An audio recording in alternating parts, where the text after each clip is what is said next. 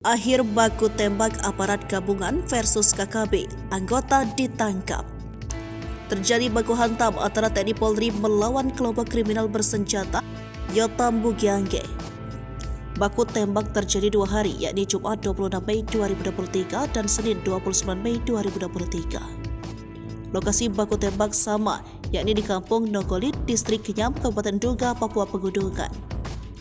Pada baku tembak tersebut, aparat gabungan melawan kelompok yang diketahui seorang pecantan TNI.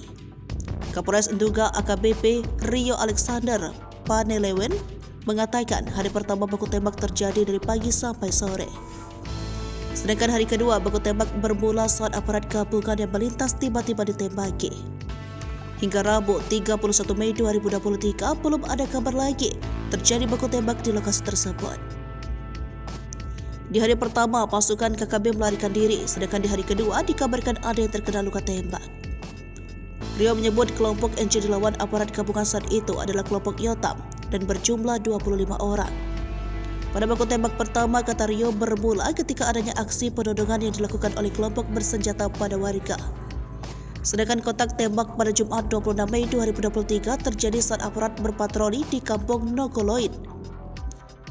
Rio menduga dalam kontak tembak tersebut tidak ada aparat yang menjadi korban. Namun dia menduga ada anggota KKB yang terkena tembakan.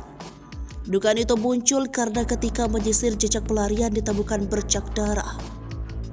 Aparat keamanan gabungan total sudah menangkap 5 orang yang diduga merupakan bagian dari kelompok kriminal bersenjata KKB pimpinan Yotam Bugiangge.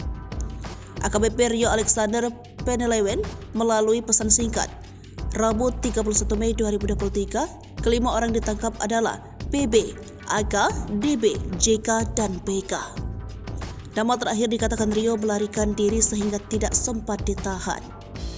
Masing-masing orang yang ditangkap telah diambil keterangannya dan semua mengenal sosok Yotam Bugiangge. Kelompok tersebut terang Rio dalam beberapa waktu terakhir telah melakukan aksi kriminal dan mengancam warga apabila permintaan mereka tidak dipenuhi. Rio juga menyebut bahwa banyak keluarga dari Yotam Bugiangge yang tinggal di Nogoloid, sehingga lokasi tersebut menjadi lokasi persinggahannya.